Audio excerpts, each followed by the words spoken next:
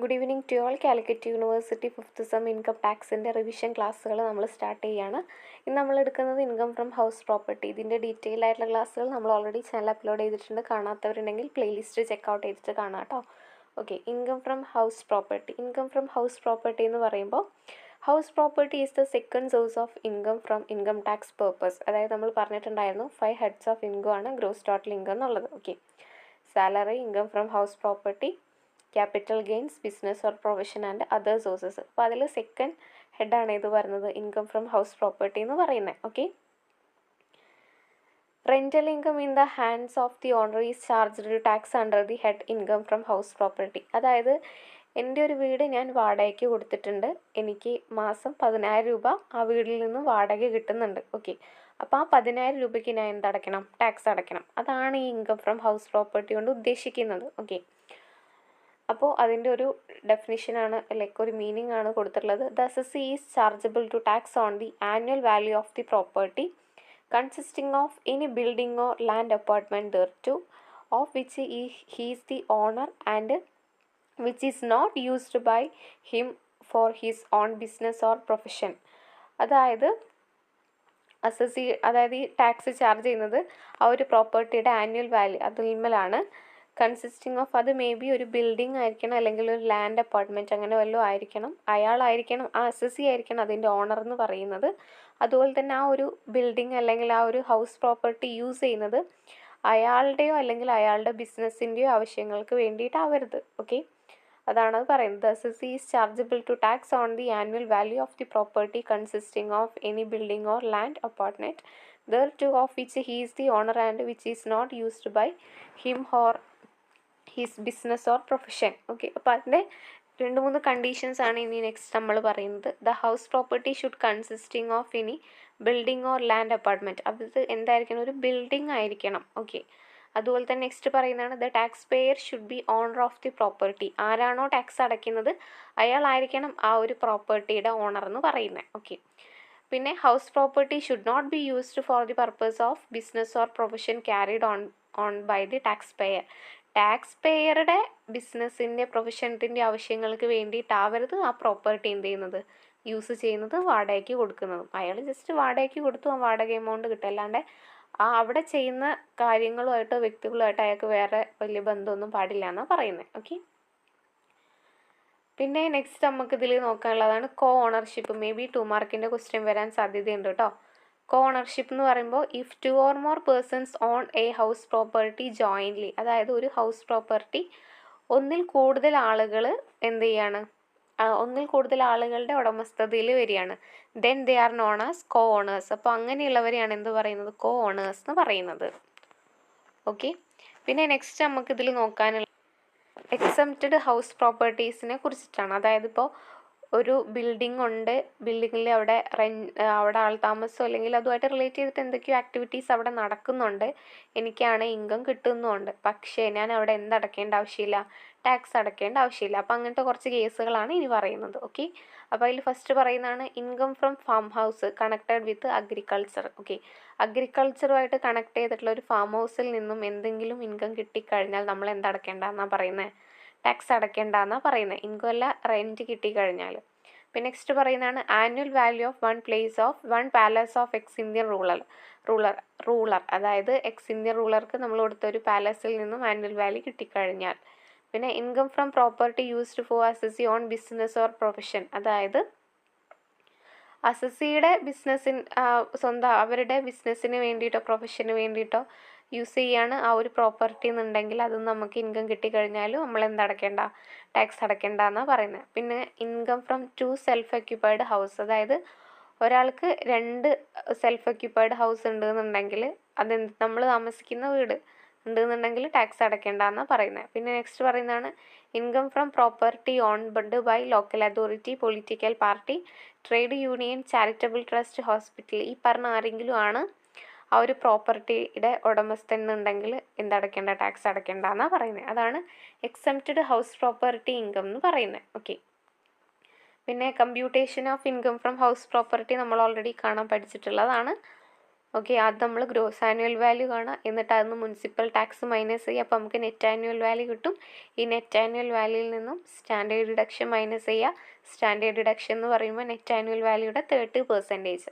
പിന്നെ interest on ബൊറോഡ് ക്യാപിറ്റലും പിന്നെ വേറൊരു ക്യാപിറ്റലും കൂടെ വരും. Interest 1/5 of ബൊറോഡ് capital. അതായത് കുറേ വർഷം മുന്നേ നമ്മൾ എടുത്ത ഒരു ലോണിനെ നമ്മൾ എന്ത് ചെയ്യുക, 5 പാർട്ടായിട്ട് നമ്മളങ്ങ് ഭാഗിക്കുക. എന്നിട്ട് അതിലൊരു പാർട്ട്. ഓക്കെ, അപ്പോൾ അത് നമുക്ക് ഡിഡക്റ്റ് ചെയ്യാൻ കഴിയും.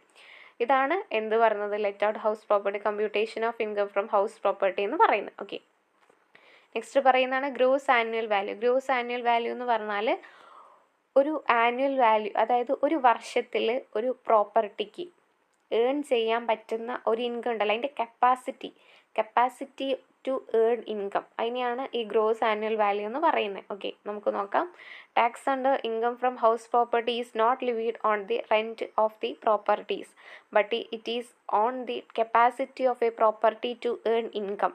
അതായത് അങ്ങനെ ഇൻകം കിട്ടുകയാണെങ്കിൽ അതൊരിക്കലും അത് റെൻറ്റ് ഓഫ് ദി പ്രോപ്പർട്ടി നമ്മൾ എന്ത് ചെയ്യില്ല, പറയില്ല. എന്താ മറിച്ച് പറയുന്നത്, capacity of a property to earn income. അതായത് ആ ഒരു പ്രോപ്പർട്ടിയുടെ കപ്പാസിറ്റി, അതായത് ഇത്രയും അതിന് ഏൺ ചെയ്യാൻ പറ്റത്തുള്ളൂ, അതിൽ കൂടുതൽ ഇനി ഏൺ ചെയ്യാൻ പറ്റില്ല. അപ്പോൾ capacity of a property to earn income earn ചെയ്യുന്നതിനുള്ള ഒരു ബിൽഡിങ്ങിൻ്റെ കപ്പാസിറ്റി, അതാണത് പറയുന്നത്.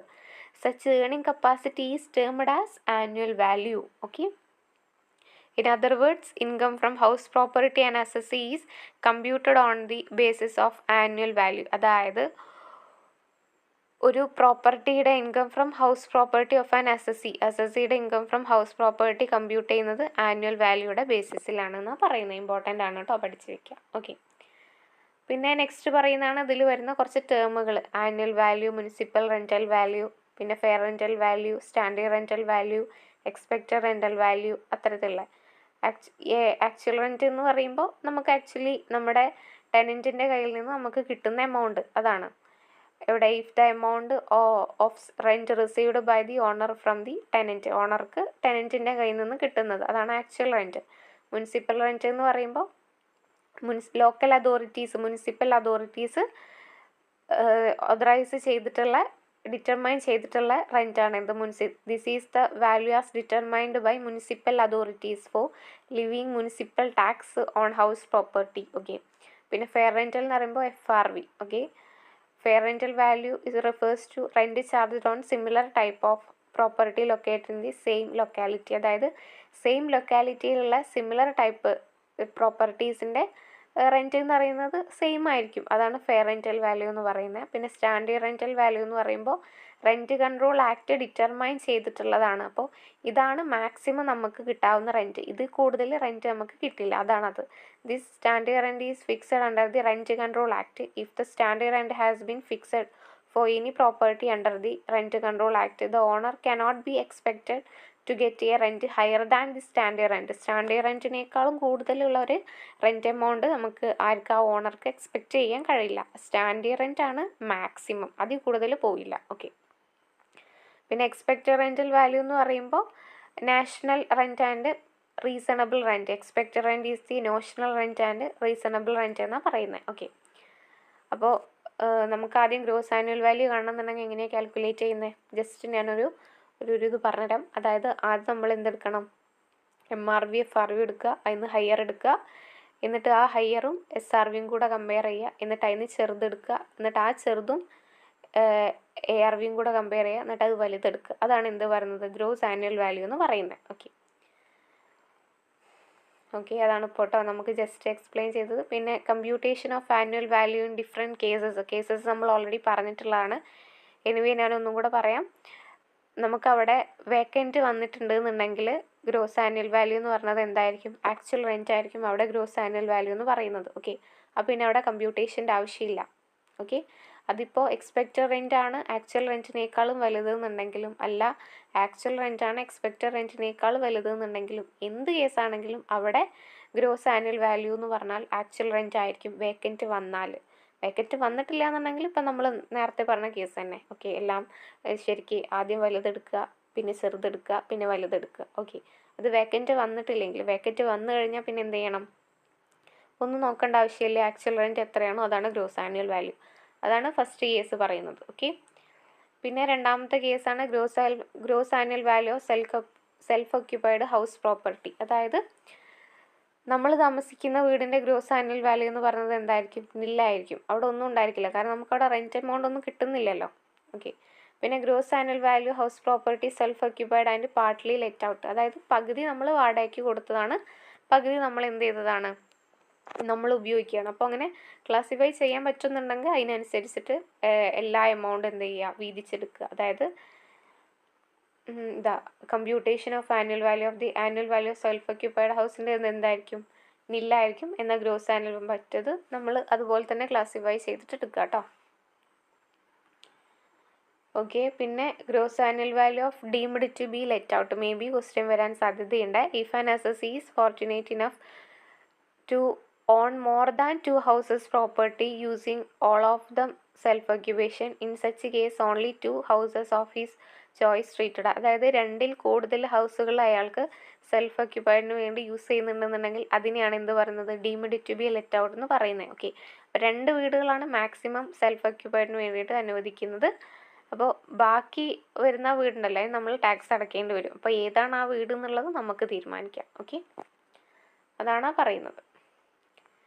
പിന്നെ നെക്സ്റ്റ് പറയുന്നതാണ് gross annual value self occupied house remaining vacant due to employment. അതായത് എംപ്ലോയ്മെൻറ്റ് പർപ്പസിന് വേണ്ടിയിട്ട് ഞാൻ എൻ്റെ വീട് പൂട്ടിയിട്ട് ഞാൻ ട്രിവാൻഡ്രത്തോട്ട് പോകാമെന്ന് വിചാരിക്കാം. ഓക്കെ, അപ്പോൾ എൻ്റെ ഗ്രോസ് ആനുവൽ വാല്യൂ എന്ന് പറഞ്ഞത് എന്തായിരിക്കും? Annual value നില്ലായിരിക്കും. ഓക്കെ, പിന്നെ കോണർഷിപ്പ് പ്രോപ്പർട്ടി എന്ന് പറയുമ്പോൾ co-ownership means where a single house property is owned by more than 1 persons. അതായത് ഒരു സിംഗിൾ പ്രോപ്പർട്ടി ഒന്നിൽ കൂടുതൽ ആളുകളുടെ ഉടമസ്ഥതയിലാണെന്നുണ്ടെങ്കിൽ അത്തരം പ്രോപ്പർട്ടീനെയാണ് കോണർഷിപ്പ് പ്രോപ്പർട്ടി എന്ന് പറയുന്നത്. കോണേഴ്സ് നമ്മൾ പറഞ്ഞിട്ടുണ്ടായിരുന്നു, അതുപോലെ തന്നെയാണ് ഈ കോണർഷിപ്പും. If there are multiple owners of a single house property then the income shall be taxed in the hands of such. അപ്പോൾ അങ്ങനെ ഇൻകം വരികയാണെങ്കിൽ അത് അവരുടേതായ റേഷ്യോയിൽ അവരെന്ത് ചെയ്യും? ഡിവൈഡ് ചെയ്ത് എടുക്കും. ഓക്കെ, അതാണ് കോണർഷിപ്പ് പ്രോപ്പർട്ടി എന്ന് പറയുന്നത്. പിന്നെ നെക്സ്റ്റ് പറയുന്നതാണ് അൺറിയലൈസ്ഡ് റെൻറ്റും വേക്കൻറ്റും വേറെ വേറെയാണ് കേട്ടോ. അൺറിയലൈസ്ഡ് റെൻറ്റ് എന്ന് പറയുമ്പോൾ ലൈക്ക് അവർ 1 വർഷം എൻ്റെ വീട്ടിൽ താമസിച്ചു. ഓക്കെ, 1 വർഷം എൻ്റെ വീട്ടിൽ താമസിച്ചു, എന്നിട്ട് 2 മാസത്തെ റെൻറ്റ് എമൗണ്ട് എനിക്ക് അവർ ഇനിയും തരാനാണ്. അതാണ് അൺറിയലൈസ്ഡ് റെൻറ്റ്. ഇതുവരെ എനിക്ക് അവർ പേ ചെയ്തിട്ടില്ല ക്യാഷ്. അവർ താമസിച്ചിട്ടുണ്ട്, പക്ഷേ ഇവർ എനിക്ക് ക്യാഷ് പേ ചെയ്തിട്ടില്ല. അതാണ് unrealised rent is the rent not paid by the tenant is in a particular financial year. In other words the rent is due but the tenant has not paid the rent for any reason. Okay, അതായത് അവർ due ആയിട്ടുണ്ട്, പക്ഷെ അവർ എന്ത് ചെയ്തിട്ടില്ല? പേ ചെയ്തിട്ടില്ല, എന്തൊക്കെയോ particular reason കൊണ്ട്. അതാണ് അൺറിയലൈസ്ഡ് റെൻറ്റ് എന്ന് പറയുന്നത്. ഈ അൺറിയലൈസ്ഡ് റെൻറ്റ് നമുക്ക് എന്തെന്ന് മൈനസ് ഇത് കളയാനുള്ളതാണ്? ഗ്രോസ് ആനുവൽ വാല്യൂയിൽ നിന്ന് മൈനസ് ചെയ്ത് കളയാനുള്ളതാണ്. ഓക്കെ, പിന്നെ നെക്സ്റ്റ് നമുക്ക് നോക്കാനുള്ളതാണ് ഡിഡക്ഷൻസ് എന്ന് പറയുമ്പോൾ ഈ ഒരു ഇൻകം ഫ്രം ഹൗസ് പ്രോപ്പർട്ടിയുടെ കേസിൽ ഡിഡക്ഷൻ വരുന്നത് 3 എണ്ണമാണ്. സ്റ്റാൻഡേർഡ് ഡിഡക്ഷൻ നെറ്റ് ആനുവൽ വാല്യൂയുടെ 30%, പിന്നെ ഇൻട്രസ്റ്റ് ഓൺ ബോറോഡ് ക്യാപിറ്റൽ, അത് നമ്മൾ എത്രയാണോ അവിടെ കൊടുക്കുന്നത് അത്. പിന്നെ കുറേ കാലം മുന്നേ ആ വീട് വാങ്ങിക്കാൻ വേണ്ടിയിട്ടോ അല്ലെങ്കിൽ അതിൻ്റെ മെയിൻ്റെനൻസിന് വേണ്ടിയിട്ടോ നമ്മൾ ഒരു 5 ലക്ഷം രൂപ മുന്നേ വാങ്ങിച്ചു എന്ന് വിചാരിക്കുക. 5 ലക്ഷത്തിന് നമ്മൾ 5 ഡിവൈഡ് ചെയ്യുക. 5-1 ഭാഗം നമ്മൾ ഡിഡക്റ്റാണ്. 5-1 ഭാഗം എന്ന് പറയുമ്പോൾ എത്രയായിരിക്കും? 1 ലക്ഷം രൂപ. 1 ലക്ഷം രൂപ നമുക്ക് ഡിഡക്റ്റ് ചെയ്ത് കളയും. അതാണ് ഈ ഇൻകം ഫ്രം ഹൗസ് പ്രോപ്പർട്ടിയിൽ ഡിഡക്ഷൻസ് വരുന്നത്. ഓക്കെ, അപ്പോൾ ആദ്യം നമ്മൾ എന്ത് കാണണം? ഗ്രോസ് ആനുവൽ വാല്യൂ കാണണം. ഗ്രോസ് ആനുവൽ വാല്യൂയിൽ നിന്ന് മുനിസിപ്പൽ ടാക്സും അൺറിയലൈസ്ഡ് റെൻറ്റും മൈനസ് ചെയ്ത് കളയണം. അപ്പോൾ നമുക്ക് നെറ്റ് ആനുവൽ വാല്യൂ കിട്ടും. നെറ്റ് ആനുവൽ വാല്യൂയിൽ നിന്ന് ഈ പറഞ്ഞ 3 എണ്ണം, സ്റ്റാൻഡേർഡ് ഡിഡക്ഷനും ഇൻട്രസ്റ്റ് ഓൺ ബോറോഡ് ക്യാപിറ്റലും പിന്നെ നേരത്തെ ഞാൻ ഈ പറഞ്ഞ ഇൻട്രസ്റ്റ് പ്രീ കൺസ്ട്രക്ഷൻ പീരിയഡ് അതാണത്. ഓക്കെ, ഞാൻ പറഞ്ഞത് 5-1 അത്. ഓക്കെ, അപ്പോൾ അത്രയും നമ്മൾ ഡിഡക്റ്റ് ചെയ്ത് കളയണം. ഓക്കെ, ഇത്രയാണ് ഈ ഒരു ചാപ്റ്ററിൽ വരുന്നത്. എന്തെങ്കിലും ഡൗട്ട്സ് ഉണ്ടെങ്കിൽ കമൻറ്റ് ചെയ്യുക. ഇത് ജസ്റ്റ് റിവിഷനായിട്ട് എടുത്താൽ മതി. ഡീറ്റെയിൽഡ് ആയിട്ട് എക്സ്പ്ലെയിൻ ചെയ്തിട്ടുള്ള പ്രോബ്ലംസ് ഒക്കെ വർക്കൗട്ട് ചെയ്തിട്ടുള്ളത് നമ്മുടെ ചാനൽ ഓൾറെഡി അപ്ലോഡ് ചെയ്തിട്ടുള്ളതാണ്. വേണ്ടവർ ചെക്കൗട്ട് ചെയ്ത് പ്ലേലിസ്റ്റ് ചെക്കൗട്ട് ചെയ്തിട്ട് കാണുക കേട്ടോ. Okay, thank